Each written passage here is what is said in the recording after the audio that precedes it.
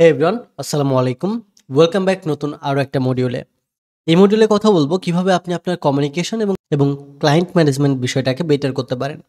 যদিও এটা কোনো টেকনিক্যাল স্কিল না, এটা একটা সফট স্কিলের ভিতরে পড়ে। এটার জন্য এই কমিউনিকেশন এবং আ যে ক্লায়েন্ট ম্যানেজমেন্ট বা বায়ার ম্যানেজমেন্ট বিষয়টা আছে, এটা আমাদের নিজেদের থেকেই শিখে নিতে হবে। বাট এরপরেও আমি আপনাদের বেসিক একটা স্ট্র্যাটেজি বলে দিব, যেটা ফলো করে আপনি চাইলে কমিউনিকেশনটাকে এবং ক্লায়েন্ট ম্যানেজটাকে বেটার করতে পারবেন। তবে আমার সাজেশন থাকবে এক্সপার্টদের থেকে বা বিভিন্ন ভিডিও দেখে আপনার কমিউনিকেশনটাকে বেটার করবেন। প্রতিনিয়ত মানুষের সাথে কমিউনিকেট করার ট্রাই করবেন, কথা বলার চেষ্টা করবেন, নতুন নতুন মানুষের সাথে মিশবেন, তাহলে কমিউনিকেশনটা বেটার হবে এবং ক্লায়েন্ট ম্যানেজমেন্টটাও ধীরে ধীরে বেটার হয়ে যাবে, সেলস স্কিলটা বেটার হবে। সো এটা একদিনের রাতারাতির বিষয় না, দীর্ঘ সময়ের একটা সাধনা। যেমন আমার কমিউনিকেশনটা বেটার করতে সময় লেগেছে ৪ থেকে ৫ বছর। এখনও আমি একেবারে খুব বেটারভাবে কথা বলতে পারি না। আর এটা কমিউনিকেশনটা বেটার করার আমার অন্যতম কারণ ছিল ইউটিউবে ভিডিও বানানোর জন্য। এই যে আপনারা ভিডিওটা দেখেন, এটার কারণে আমার কমিউনিকেশনটা ধীরে ধীরে বেটার হয়েছে। সো বেশি বেশি কথা বলতে হবে, মানুষের সাথে মিশতে হবে, অ্যান্ড ক্লায়েন্ট ম্যানেজমেন্টের জন্য সেলস স্কিল জানতে হবে, ফ্লার্টিং জানতে হবে, বেশ কিছু টপিক যা আমি বেসিক ধারণা দেওয়ার চেষ্টা করব। অ্যাডভান্স বিষয়গুলো এক্সপার্টদের থেকে আপনি শেখার ট্রাই করবেন, বা বিভিন্ন ট্রিক্স বিভিন্ন বই আছে সেগুলো থেকে চেষ্টা করবেন। তো এটার জন্য আমি ডিরেক্টলি শেয়ার করতেছি একটা নোশন ফাইল, যেখানে আমি ৪-৫টা পয়েন্ট লিখে রেখেছি। যেমন be fast and professional replies, এরপরে আস্ক ক্লিয়ারিং কোয়েশ্চেন, এরপরে set expectation and use video conference. যে ৪টা বিষয় আছে, এটা আপওয়ার্ক বেস করে আমি লিখে রেখেছি। বাট আপনি চাইলে ফাইবার, আপওয়ার্ক, ফ্রিল্যান্সার বা যে কোনো ফ্রিল্যান্সিং মার্কেট প্লেসের ক্ষেত্রেই এই যে টিপসগুলো আছে বা স্ট্র্যাটেজিগুলো আছে সেগুলো ব্যবহার করতে পারবেন কমিউনিকেশনের ক্ষেত্রে। আমি একদম প্রথম টপিক থেকে শুরু করতেছি। এটা হচ্ছে be fast and professional in replies. কেন আমাদের এত বেশি ফাস্ট হইতে হবে বা এত প্রফেশনাল হইতে হবে রিপ্লেসের ক্ষেত্রে? একটা বিষয় জাস্ট মনে করুন যে ক্লায়েন্ট কিন্তু আমাদের একটা, বায়ার আমাদের একটা, বাট জব প্রপোজাল সেন্ড করতেছে কতজন? ২০ জন, ৩০ জন, ৫০ জন, ১০০ জনও সেন্ড করতেছে। সো ১০০ জনের ভেতর থেকে আপনার কভার লেটার বা আপনার প্রপোজালটা সুন্দর হইছে বিধায় বায়ার আপনাকে রিপ্লাই করেছে বা বায়ার আপনাকে মেসেজ দিয়েছে। আপনি যদি দ্রুত রিপ্লাই না করেন, আপনি যদি প্রফেশনালভাবে রিপ্লাই না করেন, তার হাতে কিন্তু আরও ৪০টা ৫০টা অপশন রয়েছে। সে আপনাকে কেন অর্ডার করবে? সো বায়ারকে এমনভাবে ফ্ল্যাট করতে হবে, এমনভাবে কনভিন্স করতে হবে, অ্যান্ড এত দ্রুত রিপ্লাই করতে হবে যেন বায়ার অন্য কারো কথা ভাবার চিন্তাই না পায়। আপনার প্রপোজাল দেখেছে, আপনার কভার লেটার দেখেছে, আপনাকে রিপ্লাই করেছে বিধায়, রিপ্লাই করেছে মানে আপনার অর্ডার পাওয়ার সম্ভাবনা অলরেডি বেড়ে গিয়েছে। সো এখন আপনাকে জাস্ট সুন্দর মতো রিপ্লাই করতে হবে, প্রফেশনাল রিপ্লাই করতে হবে এবং দ্রুত রিপ্লাই করতে হবে যেন আপনি এই প্রজেক্টটা পান। সো আশা করি বিষয়টা বুঝতে পেরেছেন, প্রফেশনাল রিপ্লাই বা ফাস্ট রিপ্লাই কতটা গুরুত্বপূর্ণ। অ্যান্ড কত সময়ের ভিতরে রিপ্লাই করলে ফাস্ট রিপ্লাই বিষয়টা হবে, এটা আপনার আপওয়ার্কে নর্মালি ১ থেকে ২ ঘন্টার ভিতরে যদি আপনি রিপ্লাই করেন, এটাই ফাস্ট রিপ্লাই হিসেবে বা ফাস্ট রেসপন্স হিসেবে উল্লেখযোগ্য হয়। বাট আমি আপনাদেরকে বলবো এটলিস্ট ৫ থেকে ১০ মিনিটের ভিতরেই রিপ্লাই করার। কারণ বায়ার অ্যাকচুয়ালি ২ থেকে ৪ মিনিট, ৫ মিনিট বা ১০ মিনিটের বেশি ওয়েট করবে না আপনার রিপ্লাইয়ের জন্য। সো এটার জন্য অবশ্যই চেষ্টা করবেন ৫ থেকে ১০ মিনিটের ভিতরে রিপ্লাই দেওয়ার। অ্যান্ড বায়ার যে মেসেজ দিয়েছে এটা কীভাবে বুঝবেন? আপনি তো সবসময় ওয়েবসাইটে, কম্পিউটারে লগ ইন করে থাকতে পারবেন। আপনার বাইরে যাইতে হতে পারে, খাইতে যাইতে হতে পারে, ঘুমাইতে যাইতে হতে পারে। কম্পিউটারটা অন থাকবে না। সেক্ষেত্রে কী করবেন? সেক্ষেত্রে আপনারা মোবাইল ফোনে আপওয়ার্ক অ্যাকাউন্টটা লগ ইন করে নেবেন। মোবাইল ফোন আপনার অ্যান্ড্রয়েড, আইওএস ২ টা ভার্সনেই আপওয়ার্কের অ্যাকাউন্ট লগ ইন করা যায়, বা আপওয়ার্কের আপনার যে অ্যাপটা আছে, অ্যাপটা ডাউনলোড করে ব্যবহার করা যায়। সো আপনি ডাউনলোড করে জাস্ট আপনার যে অ্যাকাউন্টটা আছে সেই অ্যাকাউন্টটার ইমেল আর পাসওয়ার্ড দিয়ে লগ ইন করলেই আপনার কাজ শেষ। আপনার অ্যাকাউন্টটা লগ ইন হয়ে যাবে। আপনি ফোন থেকেও লগ ইন থাকতে পারবেন, পিসি থেকেও লগ ইন থাকতে পারবেন। চেষ্টা করবেন ৫ থেকে ১০ মিনিট সর্বোচ্চ রিপ্লাই দেওয়ার সময়, এবং এই রিপ্লাইটা খুব সুন্দরভাবে দেওয়ার ট্রাই করবেন। কারণটা অলরেডি অবশ্যই আপনি জানেন যে তার হাতে অলরেডি মাল্টিপল অপশনও আছে। আপনি যদি বেটার কমিউনিকেট না করেন, তাকে কনভিন্স না করতে পারেন, তার মাল্টিপল অপশনস আছে, সে অন্যদের থেকে অর্ডার নিতেই পারে। সো এটার জন্য প্রফেশনালভাবে কমিউনিকেট করবেন, এটার জন্য গ্রিটিং ইউজ করবেন, এরপরে পলিট ল্যাঙ্গুয়েজ ইউজ করবেন, অ্যান্ড ক্লিয়ার ফরম্যাটিং করবেন। এইভাবে গ্রিটিংটা করতে পারেন। অ্যান্ড অলওয়েজ ট্রাই করবেন যে গ্রামারটা আছে, স্পেলিংটা আছে, এটা যেন মিস্টেক না হয়, এটা অলওয়েজ কারেক্ট হইতে হবে। এটার জন্য আপনি চাইলে গ্রামারলি ইউজ করতে পারেন, বা এই রিলেটেড অনেক টুলস আছে যেগুলো ব্যবহার করে আপনার যে স্পেলিংটা আছে বা গ্রামারটা আছে, এই গ্রামারটা কারেক্ট থাকবে। এটার পাশাপাশি কখনোই আপনি বায়ার যখন রিপ্লাই দিবে, ফার্স্ট রিপ্লাইটা দেবে, সেই রিপ্লাইয়ের অ্যান্সার হিসেবে জাস্ট ইয়েস, ওকে বা হাই এইগুলো দিবেন না। আপনি কোনো কভার লেটার সাবমিট করেছেন বা প্রপোজাল সাবমিট করেছেন, সেইটার মেসেজে হয়তো বায়ার লিখতে পারে হাই, হ্যালো বা হাউ আর ইউ। আপনি ওইটার উত্তর দিয়ে সাথে সাথে একটা প্রফেশনাল মেসেজ লিখবেন যে গট ইট, বা I start implementing the changes now, I will send you update within 1 hour 2 hour. প্রফেশনালভাবে লিখতে হবে, ওকে, জাস্ট ওকে বা হ্যালো, এই বিষয়গুলো লেখা যাবে না। অলওয়েজ ট্রাই করবেন আপনার যে কোয়েশ্চেনটা করছে বায়ার বা যে মেসেজটা সেন্ড করছে সেটা প্রফেশনাল একটা রিপ্লাই দেওয়ার। দরকার হয় চ্যাট জিপিটি বা জিমিনাই, তাদেরকে আস্ক করুন কীভাবে বেটার রিপ্লাই দেওয়া যায় এই মেসেজটার। তাহলে তারা তারা কিন্তু আপনার জন্য লিখে দেবে। সো অলওয়েজ ট্রাই করবেন আপনার কমিউনিকেশনটা ফাস্ট রাখার এবং প্রফেশনাল রাখার। এটা নাম্বার 1 পয়েন্ট। নাম্বার 2 হচ্ছে আস্ক ক্লিয়ারিফাইং কোয়েশ্চেন।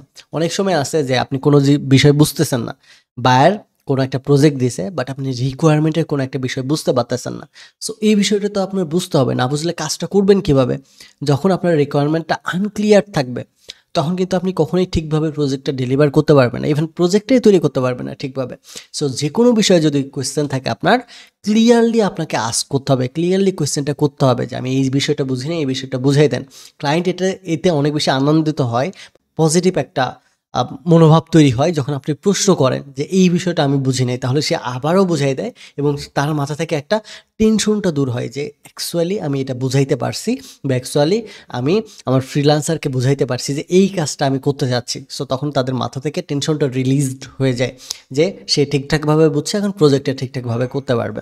সো এটার জন্য অবশ্যই ট্রাই করবেন কোয়েশ্চেনটা ক্লিয়ার করার, রিকোয়ারমেন্টটা ক্লিয়ারলি বোঝার, এবং যে কোয়েশ্চেনই করেন না কেন সেটা বুঝে শুনে করেন। এবং এই বিষয়টা অনেক বেশি শুধুমাত্র যে প্রজেক্ট নেওয়া বা রিকোয়ারমেন্ট বোঝার ক্ষেত্রে ক্লিয়ারিফাই করতে হয় কোয়েশ্চেন, বিষয়টা এরকম না। এটার পাশাপাশি আপনার কাজগুলোকে, মানে কোনো একটা জিনিস চেঞ্জেস চাইছে, ক্লায়েন্ট ফিডব্যাক দিয়েছে যে এই জায়গাতে চেঞ্জ করুন, এটা না বুঝে আপনি অন্য আরেক কাজ করে দিলেন। সো তখন আপনাকে কি হবে, আবার নতুন করে ক্লায়েন্ট রিভিশন দেবে, আবার কাজটা করে দিতে হবে। সো রিওয়ার্কের একটা বিষয় আসে, বারবার রিভিশনের একটা বিষয় আসে। যেই জিনিসটা আপনি যদি কোয়েশ্চেনটা শুরুতেই ক্লিয়ারিফাই করে নেন তাহলে এটা কি হবে, প্রিভেন্ট হবে রিওয়ার্কটা। পাশাপাশি মিসকমিউনিকেশনটা কমে যাবে এবং ফ্রাস্ট্রেশনটা কমে যাবে আপনার কাজের। সো এটার জন্য অবশ্যই ট্রাই করবেন ক্লায়েন্ট রিকোয়ারমেন্ট হোক, রিভিশন হোক বা কোনো ফিডব্যাক হোক, সেটা ঠিকঠাকভাবে বোঝার, না বুঝলে আবারও বুঝে নেওয়ার এবং সেই অনুযায়ী কাজ করে দেওয়ার। তা না হলে কিন্তু বারবার রিভিশন আসবে, মিসকমিউনিকেশন হবে, ফ্রাস্ট্রেশনে পড়ে যাবেন এবং অর্ডারটা কিন্তু ক্যান্সেল হয়ে যাবে। তো এটার জন্য প্রত্যেকটা বিষয় ক্লিয়ার হওয়ার পরে কাজ শুরু করবেন, বা ক্লিয়ার হওয়ার পরেই সেই রেসপন্সটা করবেন। আশা করি এই বিষয়টাও বুঝতে পেরেছেন। এই ভিডিও 3 নম্বর টপিকে যে বিষয়টা নিয়ে কথা বলবো এটা হচ্ছে set expectation and on time delivery, যেটাও খুবই খুবই গুরুত্বপূর্ণ। বেসিক্যালি আমাদের শুরু থেকে বাইরের সাথে যেন কোনো প্রকার মিসকমিউনিকেট না হয় এবং বাইরে যেন ডিসঅ্যাপয়েন্টেড না হয়, সেই কাজগুলো আমাদের আগে থেকে কী করতে হবে, অ্যাভয়েড করতে হবে এবং আমাদের অর্গানাইজ এবং প্রফেশনাল ওয়েতে আমাদের কাজ করতে হবে।